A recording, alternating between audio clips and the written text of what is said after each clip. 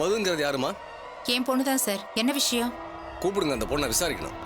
என்ன சார் திடுதிப்புன்னு வந்து என் பொண்ணை விசாரிக்கணும்னு சொல்றீங்க? ஒன்றும் பயப்படாதீங்க சார். உங்க பொண்ணுகிட்ட சில கேள்விகள் கேட்கணும், அவ்வளவுதான். கூப்பிடுங்க அந்த பொண்ணை. சார் எதுவா இருந்தாலும் என்கிட்ட சொல்லுங்களேன். அப்ப அந்த தப்பை நீங்க தான் பண்ணீங்களா? எந்த தப்பு சார்? தெரியலல்ல, அதுக்கு தான் உங்க பொண்ணை கூப்பிடுங்க. நீங்களா கூப்பிடுறீங்களா இல்ல நான் போய் கூட்டிட்டு வர சொல்லட்டுமா? என்ன சார் அராஜகம் பண்றீங்க? வாரண்ட் இருக்கா சார்? சார் நான் உங்க பொண்ணை அரெஸ்ட் பண்ண வரல, விசாரிக்க தான் வந்திருக்கேன். கூப்பிடுங்க.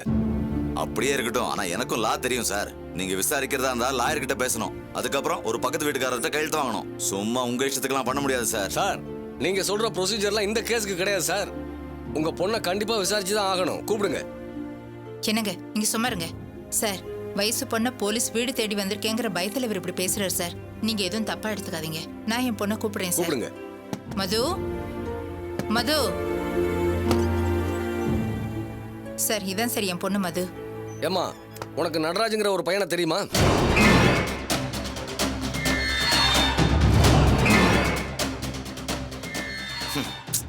மறுபடியும் ஆரம்பிச்சிட்டானா? சோ நடராஜ் உங்களுக்கு நல்லா தெரியும். ஏற்கனவே உங்களுக்குள்ள பிரச்சனை இருந்திருக்கு. சார் நான் அவங்ககிட்ட எந்த பிரச்சனையும் பண்ணதில்லை சார். அவனா திடீர்னு வந்து கரண்ட் பாக்ஸுக்குள்ள கை விடுறான்பா, சாக போறேன்பா. என் பொண்ணு பாவம் சார். ஏங்க கொஞ்சம் வாய் மூடிட்டு சும்மா இருக்கீங்களா?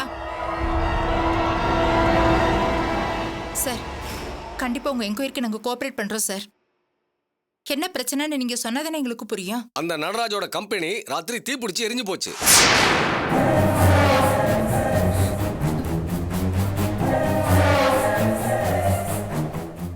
அந்த கேஸ் விஷயமா விசாரிக்கும் போதுதான் உங்க பொண்ணோட பேரு அதுல அடிபடுது.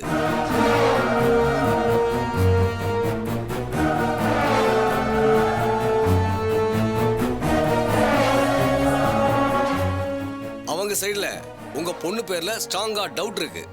சார் கொஞ்ச நாளைக்கு முன்னாடி அவங்களுக்குள்ள பிரச்சனை இருந்தது சார். நானே அந்த பையனோட அம்மா கிட்ட பேசி எல்லாத்தையும் சரி பண்ணிட்டேன் சார். இப்ப அந்த பையனை என் பொண்ணு பேசிக்கிறதே இல்ல சார். ஏமா, சமீபத்துல நீ நடராஜ் கம்பெனிக்கு போயிருந்தியாமா?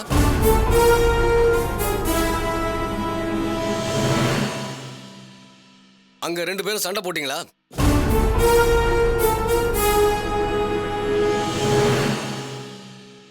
கேட்கறதுக்கு பதில் சொல்லுமா. சார் அவன் தான் சார் நடிச்சான். நீ அவனை காலி பண்றேன்னு சவால் விட்டியா?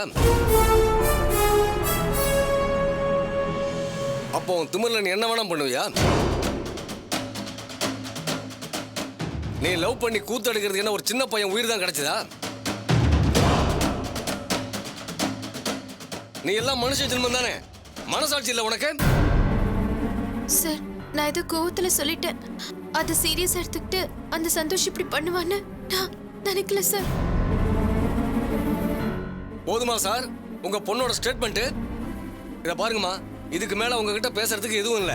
எதுவா இருந்தாலும் ஸ்டேஷனுக்கு வந்து பேசிக்கங்க. இந்தாமா இந்த பொண்ணை வண்டியில ஏத்து. வயசு பொண்ணு சார். ஸ்டேஷனுக்கு தானே சார் நானே கூட்டிட்டு வரேன் சார். நீ சொல்றதெல்லாம் சரிதாம்மா. இதுவே வேற ஆளா இருந்தா நான் அலோவ் பண்ணிருப்பேன். ஆனா உங்க வீட்டுக்காரர் தான் ரொம்ப லா பேசுறாரு. உங்ககிட்ட எல்லாம் உஷாரா இல்லைன்னா எங்க வேலை போயிடுமே. ஏமா என்ன வேடிக்கை பார்த்துட்டு நிக்கிற? கூட்டிட்டு வா. Sir sir sir please sir, தயவு செஞ்சு நான் சொல்றது கேளுங்க சார். என் பொண்ணை விட்டுட்டு போங்க சார். நானே கூட்டிட்டு வரேன் சார். சார் வண்டியில சார் சார் நான் பேசுனத மனசுல வச்சுக்காதீங்க சார். Please sir. சார் தயவு செஞ்சு போங்க சார். எதுவா இருந்தாலும் ஸ்டேஷனுக்கு வந்து பேசிங்கன்னு சொல்லிட்டாங்க. நீங்க கவலைப்படாதமா, டாடி உடனே வந்துடுறேன். சார் ப்ளீஸ் சார் விட்டுட்டு போங்க சார். சார் சார்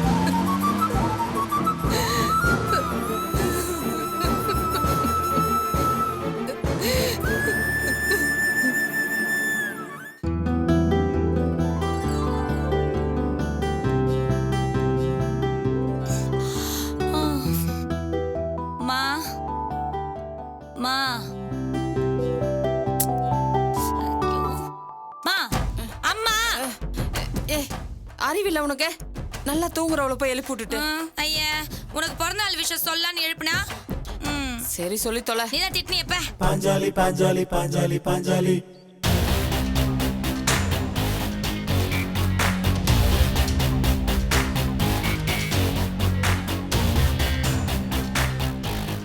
என்ன வீட்டுக்குள்ள டெக்கரேஷனை பார்த்தல? எப்படி இருக்கு? ஏன் வாய் திறந்து சொல்ல மாட்டியோ? நல்லா இருக்கு. இது நல்லா இருக்கு.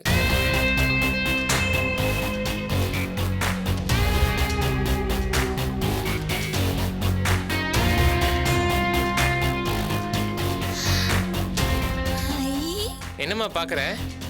டேய் என்னடா இது? ஏதோ பாடை அலங்கரிச்ச மாதிரி கலர் கலரா பேப்பர் கட்டி தொங்கிட்டு இருக்க. ஏமா உதாரணத்துக்கு கூட உன் வாயில நல்ல வார்த்தையே வராதா? இன்னைக்கு உன் பிறந்த நாள் ஜாம் ஜாம்னு கொண்டாடுறோம். ஏய் மதி, இன்னைக்கு அம்மாவோட பிறந்த நாள், சமையல்லாம் தடபுடலா இருக்கணும் என்ன? பாத்தியம்மா என் பொண்டாட்டிய, அவ அதிகமா பேசுற வார்த்தையே தான். யாருக்கு கிடைப்பா இந்த மாதிரி ஒய்ஃப்? டேய் ஓவரா சிலுத்துக்காதடா. அது நேத்து ராத்திரி நான் அடிச்ச வேப்பலைனால. சரி சரி, பர்த்டே பேபி, சீக்கிரம் போய் குளிச்சு ரெடி ஆகுங்க போங்க. அண்ணா சூப்பர்.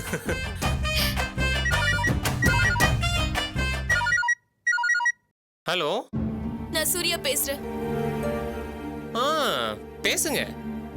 மதி இல்ல? என்னது அறிவிலியா? நான் கேக்குறேன்.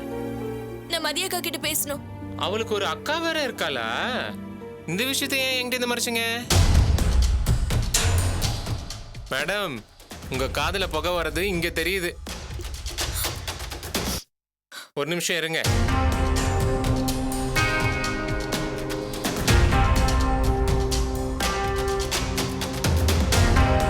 இந்தா,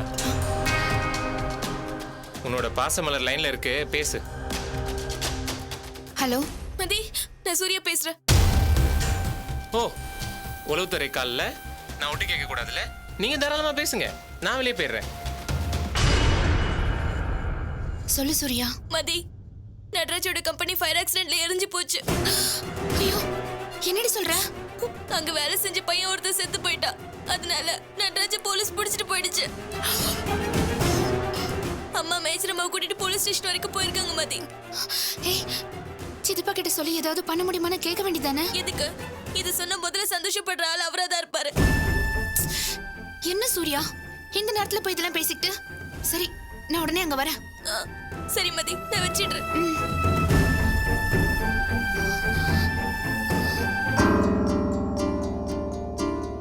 நித்யா,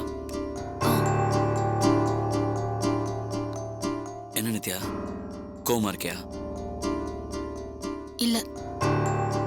இங்க பாரு நித்யா, லைஃபை சந்தோஷமா வச்சுக்கிறது நம்ம கையில தான் இருக்கு. உன்னை எனக்கு ரொம்ப பிடிக்கும். அஃப்கோர்ஸ் என்னையும் உனக்கு பிடிக்கும். லவ் பண்ணவங்களே கல்யாணம் பண்ணிக்கிற வாய்ப்பு நிறைய பேர் கிடைக்கிறது இல்ல.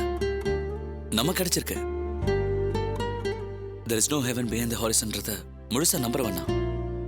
நம்மளோட வாழ்க்கைய நம்ம முழுசா வாழ்ந்துருவோமே. அதுக்காக சண்டையே இல்லாத குடும்பத்துல வாழணும்னு நினைச்சா அது லைப்ரரியில உட்காந்துருக்க மாதிரி.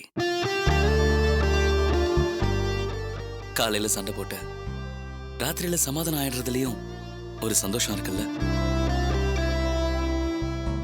எதையும் தொடர்ச்சியா மனசுல போட்டு புழுங்கிட்டே இருக்க கூடாது. நேத்திய பிரச்சனை நேத்தோட போயிடுச்சு. மறுபடியும் அதையே நினைச்சு வருத்தப்படுறதுல அர்த்தமே இல்ல.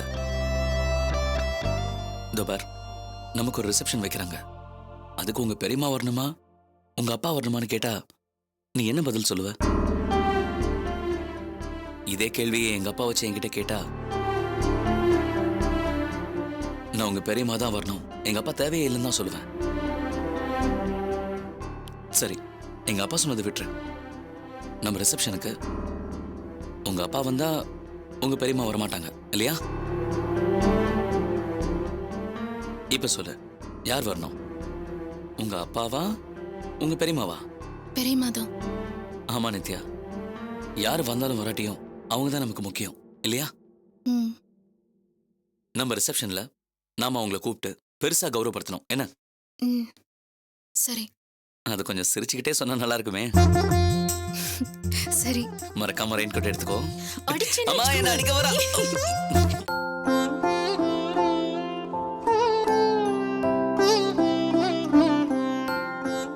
நித்யா, நித்யா, வாங்க பாட்டி.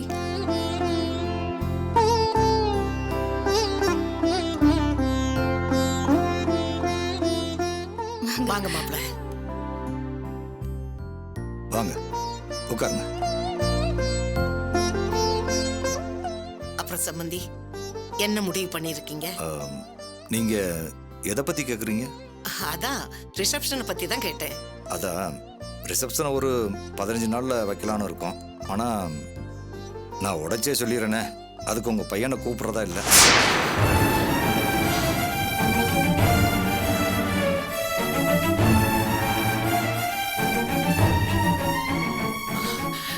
என்ன சம்பந்தி இப்படி மூஞ்சில அடிச்ச மாதிரி பேசுறீங்க? இல்ல, நீங்க முன்னாடி வந்தப்பவே உங்ககிட்ட நான் சுக்கா சொன்னேன், அதை நீங்க புரிஞ்சுக்கல.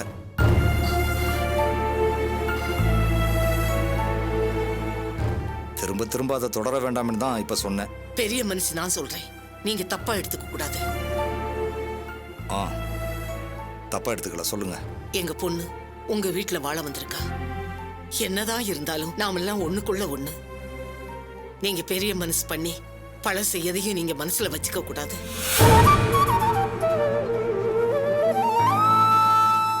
நீர் அடிச்சா நீர் விலகிட போகுது.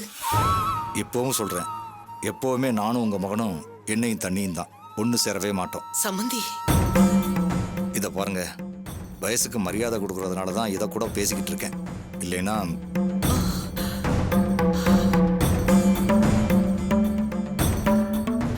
சரி சம்மந்தி, நான் இன்னொரு யோசனை சொன்னா தப்பா எடுத்துக்க மாட்டீங்களே? சொல்லுங்க. நீங்க ரிசப்ஷன் வைங்க, அதுக்கு துறை வீட்டுல இருந்து யாரையும் கூப்பிட வேண்டாம்.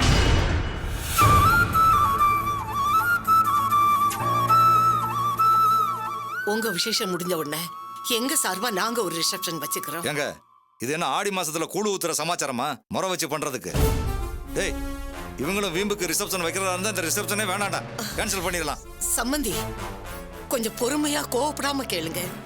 சரிங்க, பொறுமையா கோவப்படாம சொல்றேன், இந்த ரிசப்ஷன் வேண்டாம், கேன்சல் பண்ணிடலாம்.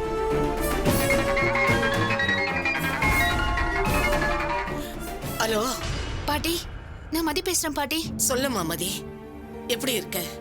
நல்லா இருக்கேம்மா. பாட்டி, நடராஜ் கம்பெனில தீ பிடிச்ச ஆக்சிடென்ட் ஆயிடுச்சாம். அதுல ஒரு பையன் இறந்து போயிட்டானா. அதனால நடராஜ போலீஸ் பிடிச்சிட்டு போயிட்டாங்க. சித்தப்பா கிட்ட சொல்லி அவனை எப்படியாவது வெளியில கூட்டிட்டு வர சொல்லுங்க பாட்டி. என்னடி இது, இப்படி ஒண்ணு போய் ஒண்ணு மாத்தி மாத்தி வந்தா என் பேர பிள்ளைங்க கதி என்ன ஆகுறது?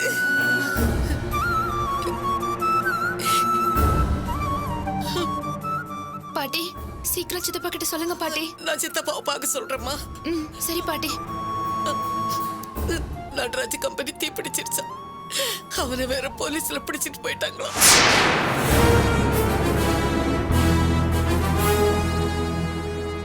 என்னங்க, நடராஜுக்கு எல்லாத்தையும் நான் கேட்டுட்டு தான் இருந்தேன். உன் தம்பிக்காக வருத்தப்படலாம், வேற என்ன பண்றது? இல்ல, நான் போய் பார்த்துட்டு என்ன பண்ண போற? மை லார்ட் அப்படின்னு கோர்ட்ல போய் வாதாடி அவனை வெளியே கொண்டு வர போறியா? இங்க பாரு, இன்னைக்கு எங்க அம்மாவோட பர்த்டே, முதல்ல விசேஷமா கொண்டாட போறோம். இந்த நேரத்துல நீ பாட்டுக்கு ஏதாவது சொல்லி அவங்கள மூட் அவுட் பண்ணி விட்டுறாத. அது சரி, நீ தான் உங்க அம்மா வீட்டோட எந்த ஒட்டும் இல்லை வரும் இல்லைன்னு சொல்லிட்டு இருந்த, இப்ப என்ன பாசம் பொத்துக்கிட்டு வருது? இல்ல, இந்த மாதிரி நேரத்துல போய் பார்த்து 24 hours வாட்டர் மாதிரி உங்க வீட்டுல கண்ணீர் காவியத்துக்கு என்னைக்காவது குறைச்சல் இருக்கா? உங்க அம்மாக்கு பிரச்சனை வரும் போதெல்லாம் நீ போய் பார்க்கணும்னா நீ அந்த வீட்லயே தான் இருக்கணும். பிரச்சனையும் உங்க அம்மாவும் ஒட்டி பிறந்த ட்வின்ஸ் மாதிரி யாராலையும் பிரிக்க முடியாது. நடுவுல நீ போய் கத்திரி போடணும்னு நினைக்காத. இல்லங்க, இங்க பாரு, இன்னைக்கு உனக்கு இங்க நிறைய வேலை இருக்கு, கண்டிப்பா நீ போக முடியாது. அது சம்பந்தமா என்கிட்ட நீ எதையும் கேட்காத, அப்புறம் நான் டென்ஷன் ஆயிடுவேன். அதான் கம்பெனி எரிஞ்சு போயிடுச்சே, இனிமே நடராஜ் சோத்துக்கு என்ன பண்ணுவான்? கொஞ்ச நாளைக்கு கவர்மெண்ட் மாப்பிளையா இருந்துட்டு வரட்டுமே. ஜெயில சிக்கன் குழம்புலாம் போடுறாங்களாம். இங்க இருந்து உங்க அம்மாக்கு அடியால் வேலை பார்க்கறதுக்கு கொஞ்ச நாளைக்கு அவன் ஜெயிலே இருக்கலாமே. என்ன சொல்ற? இங்க பாரு, பர்த்டே ஃபங்க்ஷன் முடிகிற வரைக்கும் இதே மாதிரி அமைதியா இருக்கணும், புரிஞ்சுதா?